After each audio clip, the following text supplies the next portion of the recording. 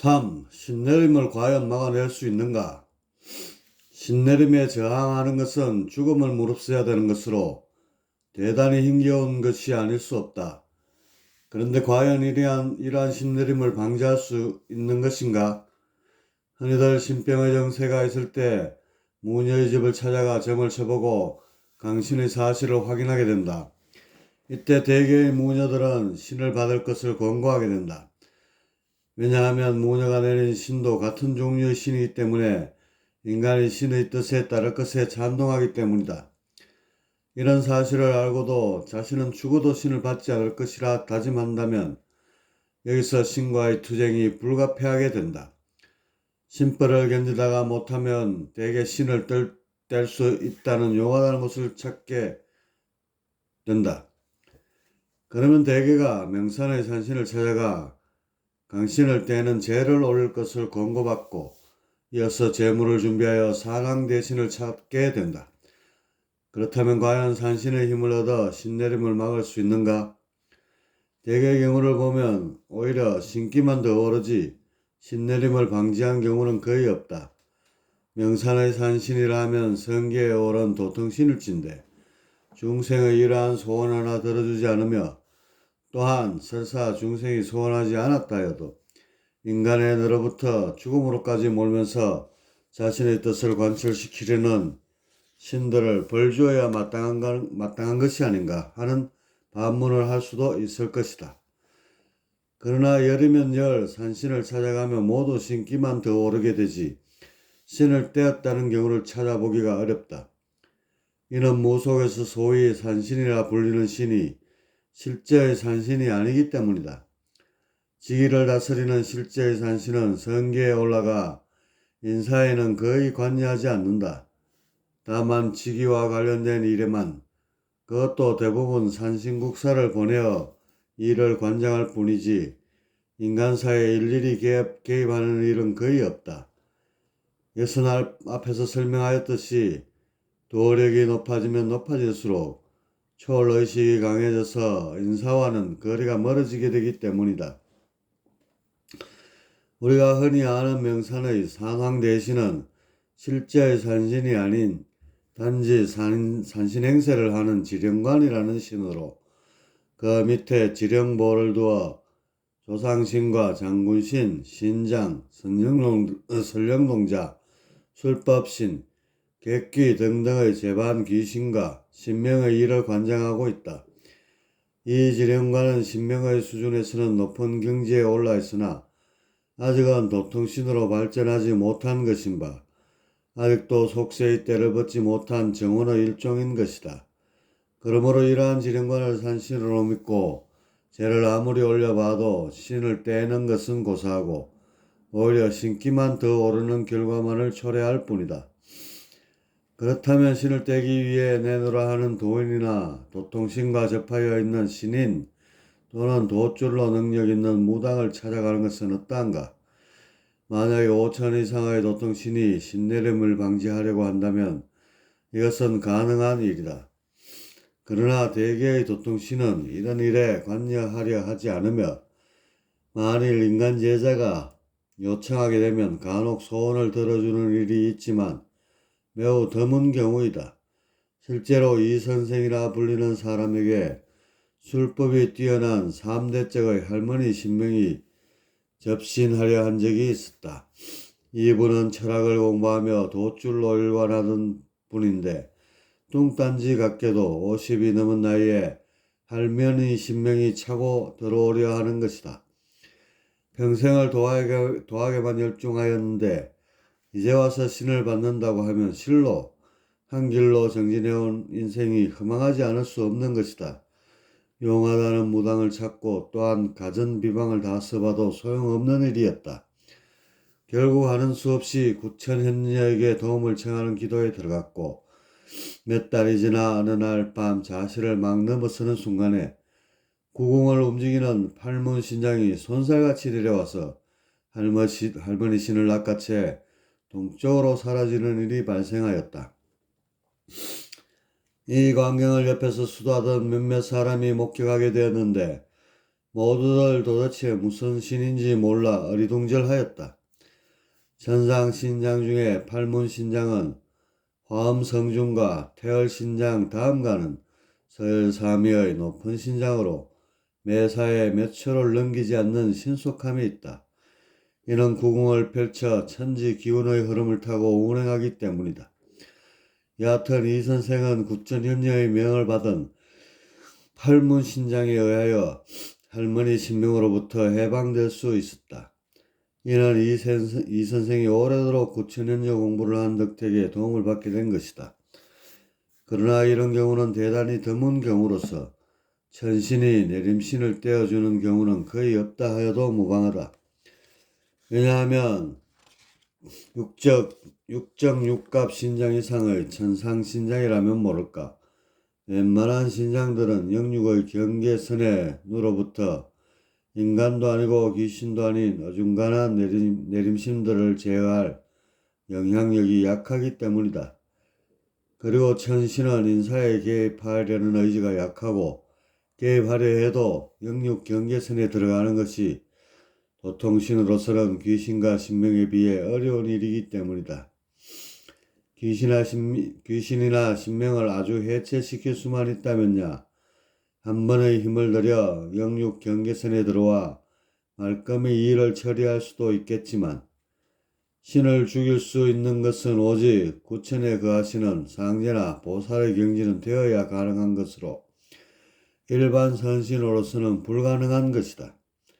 한번 혼을 내준 신은 잠시 물러나는 듯이 보이지만 이내 또다시 내림을 강요하게 되는 것으로 계속해서 영육 경계선에 맴돌지 않는 한 완전하게 신을 떼는 것은 불가능한 것이다. 이 선생 같은 경우는 팔문신장의 기세가 너무 강하였고 또한 이 선생 자체의 영적 수준이 접신의 차원을 넘어선 바 내림신을 물러가게 할 수 있었던 것이다. 만일 그래도 할머니 신이 계속해서 접신하고자 한다면 또다시 구천연역께 소원해야 할 것인 바 천신을 움직이는 일이 그렇게 쉬운 일이겠는가? 그렇다면 과연 신내림을 막기 위해서는 어떻게 대처하는 것이 가장 합당한 것인가? 먼저 신내림에 대하여 무조건 거부하는 것보다는 상세히 알고 난 후에 판단해야 할 것이다. 신내림에는 두 가지의 종류가 있는데 첫째, 신을 내려 제자를 부려먹게 하면서 동시에 신은 대우를 받으며 인사에 관여하는 경우가 있다. 즉 신과 제자의 공생관계가 형성되는 것으로 상호간의 성향이 매우 비슷하게 된다. 이는 뚜껑도 맞아 쓰는 것과 같이 뜻이 상반되는 신과 인간이 접신되어 일체되기란 결코 용이한 것이 아니기 때문이다. 그렇기 때문에 신내림을 하기 전에 신은 자손이나 친지들 속에서 영감이 뛰어나고 자아도취 성향이 강하며 사회에 적응하지 못하여 방황하는 등의 조건이 부합되는 사람을 찾게 되고 자전적 강신을 시도하게 된다. 영감이 뛰어나고 자아도취 성향이 강하며 사회에 부적응한 사람이라. 강신도 아무 신이나 되는 대로 할 수 있는 것이 아니다. 다시 말해 자손은 조상신이 관장하는 것으로 조상신 중에서 기력이 뛰어난 신 순서대로 먼저 선택의 여지가 있게 된다. 특별한 경우를 제외하고는 남의 조상신이 침범하는 경우가 드물며 대부분이 조상신이 오든지 아니면 드물지만 천신이 강림하게 되는 것이다. 그런데 이런 내림신이라 하여 모두 그렇게 모질고 가혹한 신이 아니라는 것이다. 다시 말해 정원으로서의 신은 실로 잘만 대해주면 인간을 위해 좋은 일도 많이 해줄 수 있는 것이다. 그러나 아집이 강하기 때문에 자신과 제자가 불이익을 당하게 되면 사람을 해치는 요소로도 작용할 수 있다. 이것은 사람들의 성질과 다를 바가 없는 것으로 사람도 친한 사이끼리는 대부분 서로 돕고 사이좋게 지내지만 자신에게 불리하게 되면 이내 앙심을 품고 복수하려는 마음이 생기는 것과 같은 것이다. 그러나 인간은 대부분이 이성이 있으므로 지적 판단에 의하여 자신의 감정을 자제하고 이성적으로 대처하게 된다. 이에 반해 신의 경우는 감정 위주로 되어 있는 정원이기 때문에 웬만하면 대처하기가 어렵고 쉽게 반응하여 해코지를 가하기 쉬운 것이다. 그렇기에 역사상 보면 무당을 끼고 적에게 저주를 내리게 하는 등 신통력을 사역으로 사용하는 경우가 적지 않게 등장하고 있는 것이다. 여하튼 이렇게 신은 정원으로 되어 있기 때문에 일단 침입한 신을 잘 달래주는 것이 최상의 방법이다. 마치 어린이를 달래는 것처럼 잘 위해주면 감정은 순화되어 인간을 위해서 좋은 일을 하게 된다. 여기서 중요한 것은 신은 신을 받은 인간 제자의 성향을 많이 따라가게 된다는 것이다. 대구에서 영업하는 동자보살은 일명 돈보살이라고도 하는데 돈이면 사족을 못 서는 데서 붙여진 별명이다. 가령 굿을 100만원에 맞추면 굿하는 사람의 차비까지도 몽땅 굿판에서 빼앗고 여기서 멈추질 않고 자신의 돈을 꺼주고 그 돈으로 굿판에 놓고 나중에 갚으라고 한다. 즉 굿이란 100만원짜리를 맞추었으면 대개가 10분의 1인 10만원 선에서 굿판의 형을 돋구기 위해 대저머리나 구상에 꼽게 되는데 이 보살은 굿판마다 차비까지도 몽땅 챙기고 성에 안 찬다 싶으면 돈을 빌려줘서 나중에 갚도록 하는 것이다. 무업이란 연맥을 타고 뻗어나가는 것인데 이런 식으로 하니 한번 당한 사람들은 속에는커녕 자신도 발을 끊게 마련인 것이다. 주변의 사람들이 그 돈보살에게 돈이란 갈고리와 같아서 서서히 긁어야 모이는 것이라 일러주어도 막상 돈을 보면 환장을 하여 자제를 못하고 마는 것이다. 이러니 신도 마찬가지인 것이다. 처음에는 심한 경우에 손님을 끊거나 신벌을 내려 경고를 하기도 하였으나 이내 만성이 되어 나중에는 신이 돈신인지 아니면 제자가 돈보살인지 구분이 안 되게 된 것이다. 이렇게 신은 인간의 성향에 영향을 받으며 인간 또한 신의 영향을 받게 되는 것으로 상호의 성향이 뒤섞이게 된다. 그런즉 내림신을 무조건 거부하려고만 하지 말고 본인의 의지가 굳건하다면 신을 자신의 의지에 맞추게끔 하여 신내림이 아닌 신통력으로 성화시킬 줄 알아야 할 것이다. 신과 접신이 되어 정원에 의하여 지적인 작용이 줄어든다면 이는 말 그대로 만신이나 박수인 것이며 신과 접신되어 올바른 판단력으로 옳은 일에 힘쓴다면 이는 곧 신통력을 지닌 신인이라 할 수 있는 것이다. 즉 만신이 되느냐 아니면 신인이 되느냐는 곧 자신의 의지에 달린 것으로 신인이 될 수만 있다면 이 또한 자신과 사회를 위해서 납벌, 하등의 이유가 없는 것이다. 그런즉 본인에게 신이 왔다고 해서 무조건 거부하려 하지 말고 운명을 운명으로 받아들일 줄 알아야 할 것이다. 접신을 정도로서 행한다면 이는 곧 신통력으로 성화되어 그 가치가 충분한 것이다. 그런데 의지가 나약하고 사상이 정립되지 않은 대부분의 사람들이 신과 접신이 되면 보다 더 독선적으로 되고 자아도취에 빠져 하늘 높은 줄을 모르게 되는데 이것을 극복하는 것이 곧 신내림의 문제를 해결하는 관건인 것이다. 만일 신인이 되는 것이 자신이 없거나 본인은 죽어도 처음부터 내 정신 그대로를 가지고 정진하고자 한다면 이는 신을 떼는 수밖에는 없다. 그러나 앞에서 언급했듯이 신을 떼는 방법은 매우 지난한 것으로 10명이 시도하여도 그중 하나를 보장할 수 없는 것이다. 이것은 곧 한 번에 떼는 경우를 말하는 것이다. 그러나 만일 시간을 두고 준비한다면 이것이 무조건 불가능한 것만은 아니다. 즉 신은 성질상 자신보다 차원이 높은 사람에게는 접신을 할 수 없다는 특징이 있다. 바로 이 점이 접신을 막는 유일한 활로인 것으로 현재 빙이나 접신이 되었다 하여도 항상 자신의 주관을 뚜렷하게 갖고 철학과 사상 공부에 정진하여 어느 한 단계를 넘는다면 접신된 신은 자연히 물러갈 수밖에 없는 것이다. 이것이 가장 순탄한 방법이라 할 수 있다. 그러나 문제는 실체를 정확히 규명하지 못하고 있는 기존의 철학이나 종교의 교리들을 공부해서는 이치를 확오하기 수월치 않다는 점에 있다. 그렇다고 지식을 통하지 않고 깨달음을 직접적으로 성취하기 위해서 수행을 한다면 시도는 훌륭하지만 접신된 상태에서는 지극히 힘든 것이다.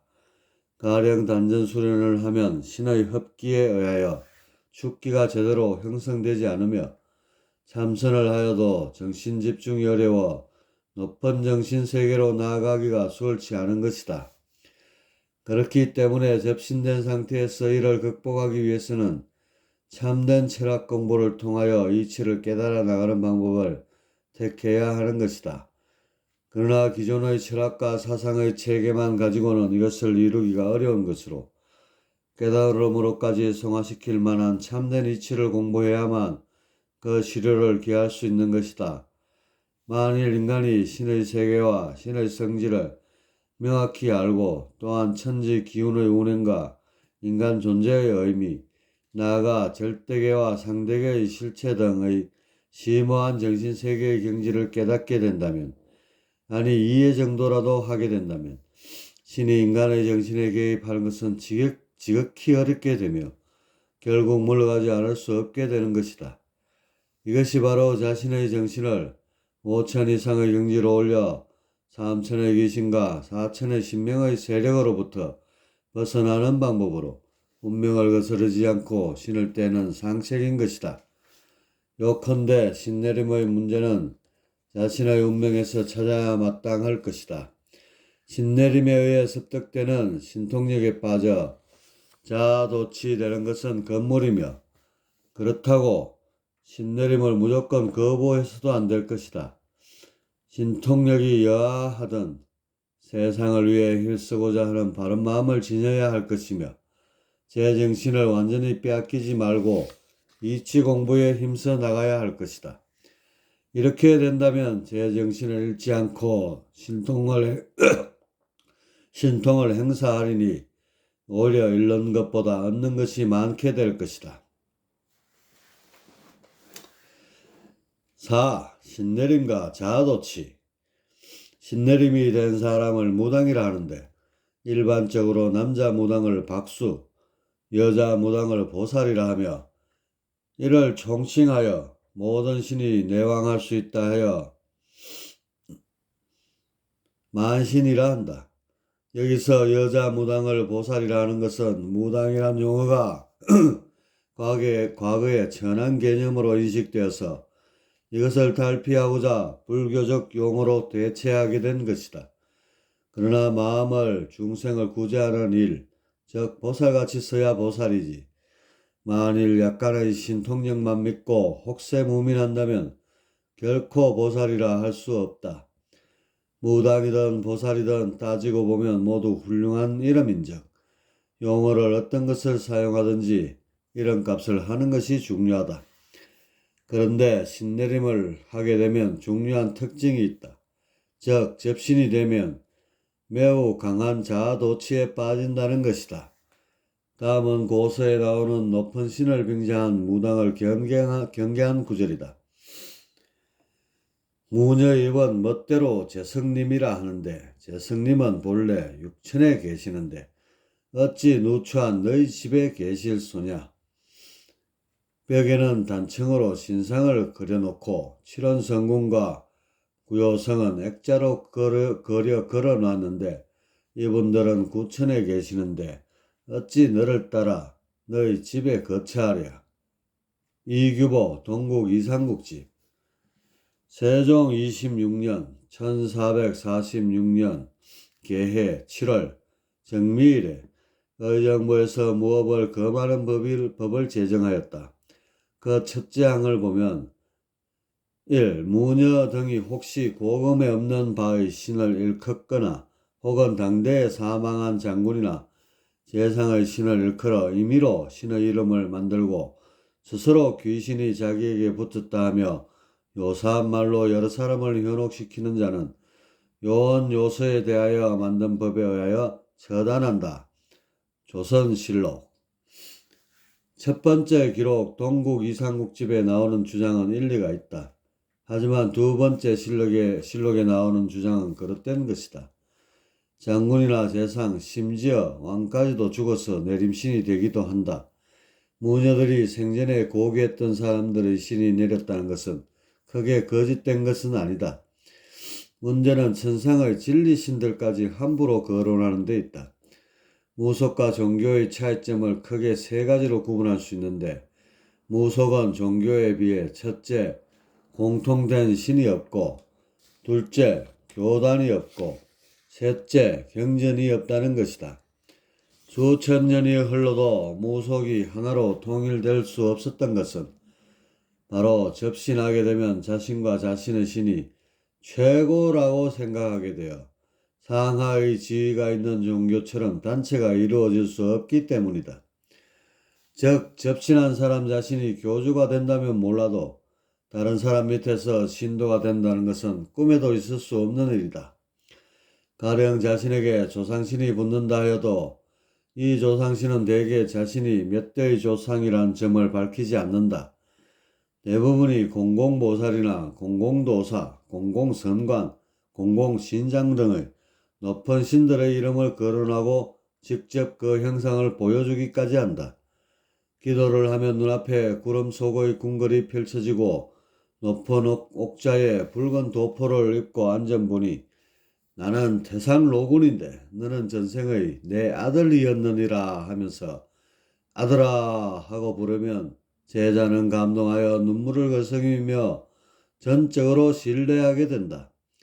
이런 식으로 산신을 비롯해 천개의 신을 자처하고 직접 영상으로 보여주므로 믿지 않을 도리가 없다. 그리고 이러한 헌정들은 조상신이 후의로 만든다는 사실을 이치적으로 알려주어도 사람들은 대개가 본심으로 자신은 예외겠지 하는 주인공의 심정을 지니고 있기 때문에 나만은 틀림없이 선택받았다는 생각을 떨치지 못한다. 그러므로 신이 오르기 전에는 수긍하다가도 신이 막상 오르고 나면 결국은 신의 의지대로 끌려가고 마는 것이다. 이런 연유로 명산 기도터의 암자의 무속인들이 몇만 모이면 서로가 잘났다고 어서대는 수가 많으며 모두가 자신은 선택받은 주인공이라는 꿈에 부풀어 있는 것을 볼 수 있다. 이것이 바로 접신에서 오는 자아도취인데 이는 의학에서 말한다면 양성광증에 해당하는 것이다. 즉 현재의 자신이 타인에 비해 그다지 잘난 것이 없는데도 대단한 존재라는 사실에 도취되어 있는 경우를 말한다. 그리고 여기서 마을 주변이 있고 글줄 좀 쓸 줄 알면 을에 책을 내거나 종교를 차려 하느님 행세를 하려는 경우도 허다하다. 종교가 수만 가지가 넘는 것도 바로 이렇게 접신을 통하여 자아도취가 확장된 것에 기인하는 것이다. 요컨대 신내림 최대의 적은 객관성을 잃은 자아도취에 있다. 객관성을 잃어서는 사리의 분별력을 잃게 되어 정신개발은 더욱 어려워진다. 제정신을 지키고 개발하지 않는다면 천하 없는 신통력을 구사한들 무슨 소용이 있겠는가?